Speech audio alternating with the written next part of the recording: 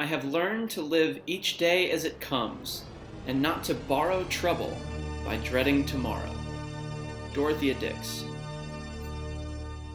Oh, hi, Mr. Lahasky here, and today we're going to look at the diverse social trends of the antebellum period. The first decades of the 1800s established America's political identity, which ultimately culminated with the second party system. But America's social identity was still in flux. Indeed, the first half of the 1800s witnessed some serious social upheaval. The changes began in religious circles, but quickly branched off into other aspects of society. Education, mental health, gender equality, alcohol abuse, and even the ills of slavery were addressed. Early reformers attempted to effect deep changes in American social norms, and while some of their experiments fizzled out, others encountered lasting success. Today, we'll catalog these attempts by tracing the causes and effects of the Second Great Awakening. But first, a big question. Can ordinary Americans change society? As historians, it's easy to fall into the mindset that the movers and shakers of American history were extraordinary people who possessed talents and virtues to an uncommon degree. We tend to elevate these figures to a larger-than-life status, putting them on a pedestal, both metaphorically and literally. And to be sure, some of our national heroes deserve this treatment. But are there drawbacks to this great man approach to history? If we assume that all of America's greatness was the product of a few special individuals, what does that say about everyday Americans like you and me? Have we a role to play in the progress of our country? Can we affect major changes in society? Today, we'll look at some lesser-known pioneers in American history, social reformers who dedicated their lives to changing America for the better. These Americans are not memorialized with many statues, nor are they enshrined on our coins or currency. Yet, their contributions can still be felt today. Were they extraordinary individuals, or were they regular people who did extraordinary things? Do they belong alongside the likes of Washington, Lincoln, and King? Or do they simply represent the heartbeat of the common American? Let's take a look. Our first big idea deals with the underlying cause of the antebellum social reform movements, the Second Great Awakening. Much like the First Great Awakening, the Second Great Awakening represented a backlash to a perceived secularization of society, and it renewed Protestant Christian interests in the United States. You'll remember the First Great Awakening, which swept the American colonies in the 1730s and 40s, was a reaction to church services becoming routine and mundane. Its proponents, preachers like George Whitefield and Jonathan Edwards, also feared that secular movements like the Enlightenment had driven a wedge between God and the people. 100 years later, in the 1830s, a second wave of religious energy swept the American countryside, and it followed a similar refrain.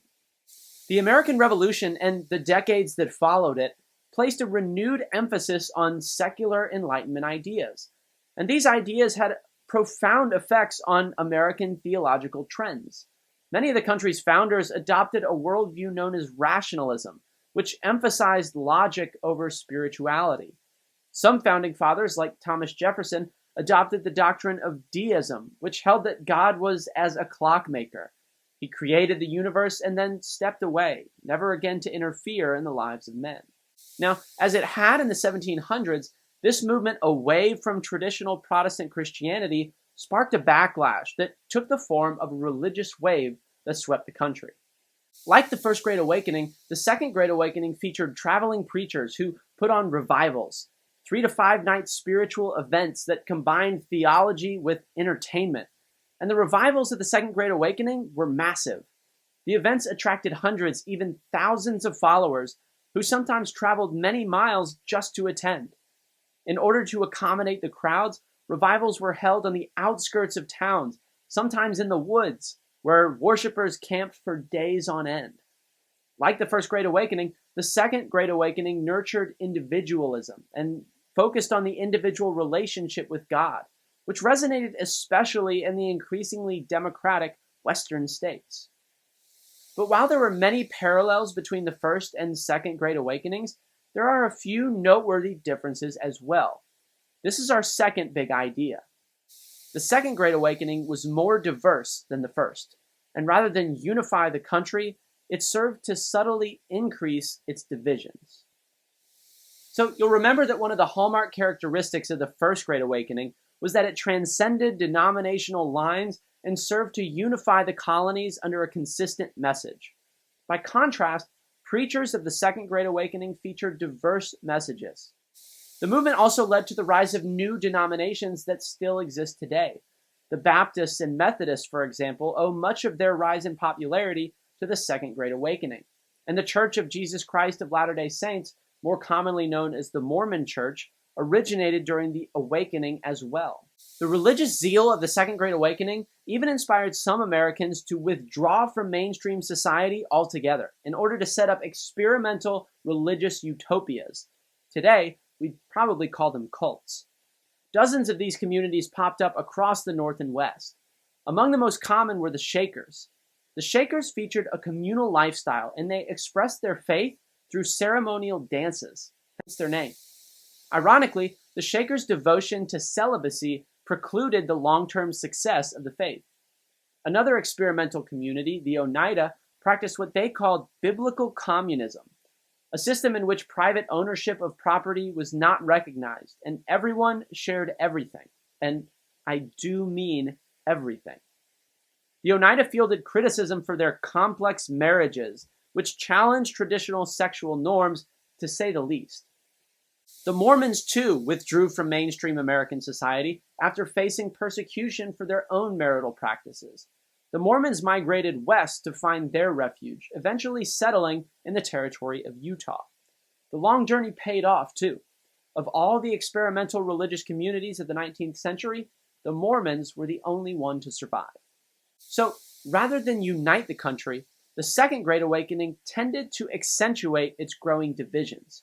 In this way, the Awakening was consistent with the sectional forces at work during the early 1800s. Different denominations and religious messages appealed differently to different geographic regions. The conservative message of the Baptists, for example, resonated in the South, while the individualism of the Methodists found a foothold in the West. Community-minded offshoots like the Shakers had a natural appeal in New England, thanks in part to that region's Puritan history. Indeed, not even religion, it seemed, could escape antebellum sectionalism. Now, while the Second Great Awakening had a noteworthy effect on religious trends in the United States, it stands out from the first in that it led to a wave of social reform efforts. This is our third big idea. The changes brought on by the market revolution in the North, combined with the ideas of the Second Great Awakening, led to a wave of reform efforts in the areas of education, alcoholism, prisons and asylums, gender equality, and anti-slavery. Remember, Northern society was changing rapidly in the early 1800s. The market revolution was causing fundamental changes in manufacturing and commerce, but also in labor. The agrarian lifestyle in the North was steadily being replaced by factory work and urban life. This new urban lifestyle brought with it new problems, including poverty, alcoholism, and crime. The Great Awakening inspired many to seek solutions to these problems, and these problem solvers became the reformers of the antebellum era. The early 1800s witnessed a boom in public education efforts. Now, public education was not a new concept in the United States. Many of the founding fathers had remarked on the importance of an informed electorate, and the precedent for public education was actually set with the Northwest Ordinance back in 1787. But the expansion of the electorate in the 1810s and 20s, along with the poverty created by the factory system and the market revolution, inspired many Christians of the Second Great Awakening to push for more access to schooling. Leading the charge was Horace Mann, a Protestant from Massachusetts who led the Common Schools movement. And while Mann did not advocate the teaching of any specific religious doctrine, it is clear that the Awakening played a role in his system. He believed that a student's moral education should be at the core of the curriculum, and many Catholics pointed out the Protestant bias of his common schools. Still, Man's common school system formed the foundation for public education today, and evidence does suggest that his schools were effective. Historians estimate that between 1800 and 1840, male literacy rates in the North climbed from 75% to 95%. Educational opportunities for women expanded slightly as well, and a generation of female reformers emerged from 19th century schools. Among the most prominent reform movements in which women participated was the temperance movement, a crusade against alcoholism. Many Protestants of the Second Great Awakening identified alcohol consumption as a scourge in society, one that distracted from pious Christian life. The American Temperance Union, formed in 1828, campaigned against alcohol consumption, and in their first 10 years, convinced 1.25 million Americans to pledge abstention from alcohol. Another Christian-inspired movement that featured a leading woman was prison and asylum reform. The rise of poverty in urban life in the 1800s also brought with it increases in crime, leading New Englander Dorothea Dix to examine and critique the American prison system. During the 40s and 50s, Dix traveled throughout the country, surveying prisons and mental institutions, and advocating for more humane treatment, especially for the mentally ill. She single-handedly inspired meaningful reforms in dozens of states, affecting thousands of mentally ill patients across the country. The prominence of women in reform movements of the antebellum period naturally led to questions about women's rights in general, and a significant movement to that end emerged in the 1840s. Now, the fight for gender equality in the United States had actually begun with American independence. In 1776, Abigail Adams implored her husband John, then a delegate of the Second Continental Congress, to remember the ladies when writing the laws for the nation's first government. She insisted that women should be given the right to vote in the new American Republic. Sadly, the demand was too far ahead of its time, and it fell on deaf ears at the Congress. But women remained determined to play a role in American democracy. Many embraced the idea of the Republican motherhood in the late 1700s and early 1800s.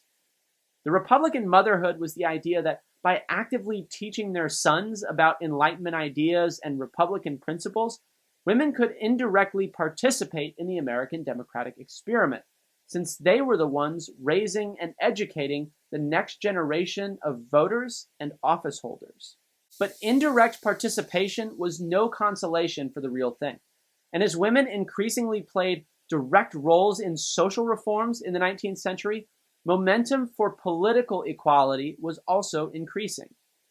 The women's rights movement culminated with the Seneca Falls Convention in 1848, where women's rights leaders like Lucretia Mott and Elizabeth Cady Stanton organized and petitioned for equality under the law. They drafted a document entitled the Declaration of Sentiments and Grievances, which was modeled after the Declaration of Independence. Copying Thomas Jefferson's phraseology, Stanton asserted, "We hold these truths to be self-evident, that all men and women are created equal, that they are endowed by their Creator with certain inalienable rights, that among these are life, liberty, and the pursuit of happiness." Women would not receive the right to vote by constitutional amendment for another 71 years, and the full measure of gender equality has in many ways yet to be realized. But the women's suffrage movement began in earnest on that day at Seneca Falls. One final area of reformer attention, and perhaps the area of greatest consequence to the future of the Union, was slavery. Now, opinions on slavery, even in the North, were complicated. Generally, Northerners held anti-slavery views, but there are a couple of different branches of anti-slavery that we need to explore. You see, just because someone opposed slavery in the 1800s did not necessarily mean they thought it was morally wrong. In fact, between 1800 and 1850, the overwhelming majority of Northerners opposed slavery strictly for political or economic reasons. These folks were also known as free soilers, and while they didn't want slavery to expand, they didn't necessarily favor its destruction either. Free soilers believed that capitalistic free labor systems encouraged competition and social mobility, thus allowing society to progress. By contrast, they argued that slave systems stagnated society, since there was no real incentive for enslaved people to work hard or be innovative. Northerners pointed to the rapidly developing economy of the North and the seemingly backwards agrarian society of the South as evidence of this theory. It's also worth noting here that very few Northerners favored racial equality. Many Western states, including Kansas, attempted to ban black people from living within their borders altogether. However, the Second Great Awakening did bolster a growing contingent of Northerners who opposed slavery on moral grounds. These folks were known as abolitionists, as they favored abolishing slavery throughout the country. The abolitionist movement featured black leaders like Frederick Douglass and Sojourner Truth, as well as white advocates like William Lloyd Garrison. Douglass and Truth were born into slavery, but after achieving freedom, they dedicated their lives to the abolitionist cause, speaking throughout the country on the evils of the institution. Douglass's 1845 autobiography is widely regarded as one of the most influential slave narratives in existence. William Lloyd Garrison was a white newspaper owner in Massachusetts who dedicated his career to spreading the abolitionist message, a message that was affirmed by his Protestant faith. His paper, appropriately named The Liberator, ran continuously from 1835 all the way until the death of slavery 3 decades later. We should note that before 1850, abolitionists were considered fringe radicals, even in the North. But the Second Great Awakening did lay important groundwork that would allow the movement to grow as the 1860s neared. One of the most interesting dynamics of the antebellum reform movements was how connected they were. Sure, all were in some way inspired by the Second Great Awakening, but they were married in other ways as well. Supporters of the temperance movement, for example, also tended to favor women's rights, and many opposed slavery as well. But the connection between abolitionism and the women's movement was particularly intimate. Elizabeth Cady Stanton and Lucretia Mott, the two organizers of the Seneca Falls Convention, actually met in 1840 at an anti-slavery convention. When the two were denied entrance to the convention because of their gender, they then determined to launch a simultaneous effort to advance women's rights. Conversely, Frederick Douglass, the abolitionist, was the only man to speak at the Seneca Falls Convention, giving an impassioned address in favor of women's suffrage. During the 1850s, when the issue of slavery took center stage in American politics, many women put their own movement on hold to fight for the freedom of Black Americans in bondage. Returning the favor, Douglass and others served as allies of the women's rights movement long after slavery had ended. Perhaps the best example of the marriage between the anti-slavery and women's rights movements is in an extemporaneous 1851 speech by Sojourner Truth, now known by the title, Ain't I a Woman? She delivered it at a convention in Akron, Ohio. Check out this reading of the speech by actress Kerry Washington, and listen to how Truth tears down the arguments of women's rights opponents and simultaneously highlights the hypocrisy of slavery. In 1851, the black abolitionist and former slave Sojourner Truth spoke to a gathering of feminists in Akron, Ohio. The spontaneous speech, only a few minutes long, was a landmark moment in feminist and abolitionist history.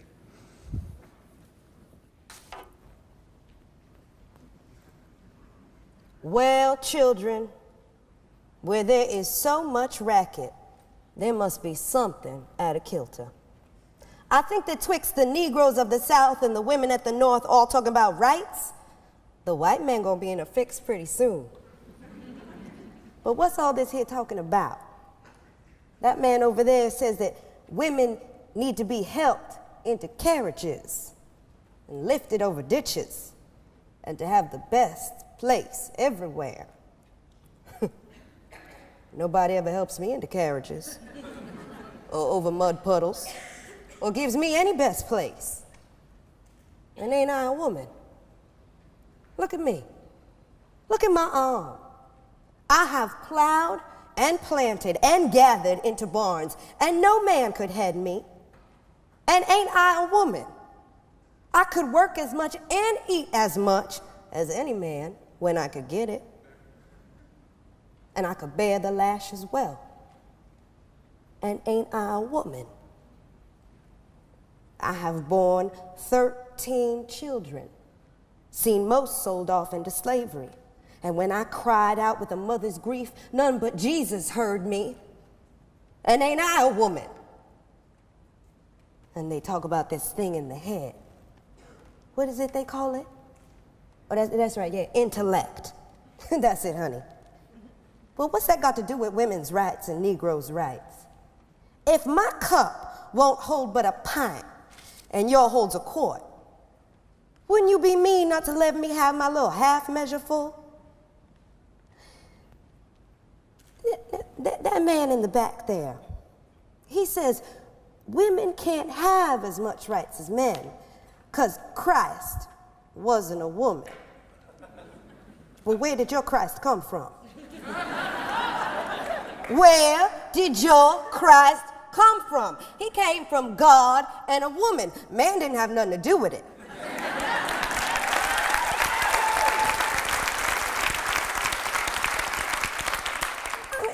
If the first woman God ever made was strong enough to turn the world upside down all alone, well, these women here together ought to be able to turn it back and get it right side up again. And they asking to do it. The men better let them. It's truly inspiring the commitment that Stanton and Douglas displayed for the cause of the other. But it's not all that surprising. Both marginalized groups, women and African Americans, were uniquely able to empathize with the plight of the other. And they recognized that in order for the ideals of the Declaration of Independence and the Constitution to be achieved, both problems needed to be addressed. And it is progress towards these ideals for which many are still striving today.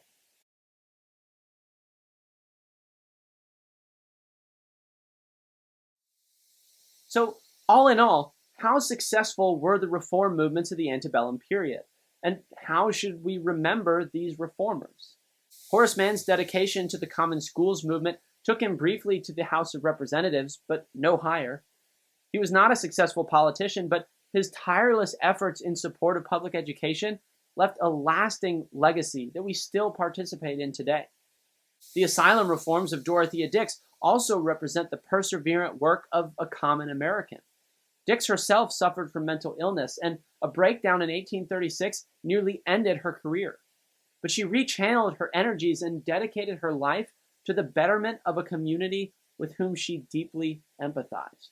Elizabeth Cady Stanton and Lucretia Mott earned modest notoriety during their fight for women's rights, but they also faced ridicule from the movement's opponents. Despite this, they never stopped speaking out, organizing, and lobbying for the cause. Neither received much accolade, nor did they live to see their work validated by a women's suffrage amendment. But the amendment may never have been possible if not for their consistent advocacy. The antebellum reformers did indeed embody the spirit of the everyday American. The changes they effected were less a function of their own extraordinary abilities and more the product of persistence and perseverance in the face of opposition and, at times, long odds. And we should note that the changes of the antebellum reform movements did not come quickly. Education and asylum reform were painstakingly slow processes. Abolitionists fought for centuries before slavery was finally outlawed, and women waited even longer before earning the right to vote. But while the changes of the antebellum reform movements were slow-moving, they were also long-lasting, which speaks to the power of the people to effect real change in this democracy. Next time, we'll discuss America's growing land hunger in the 1840s and ready the wagon for the bumpy road towards civil war. See you then.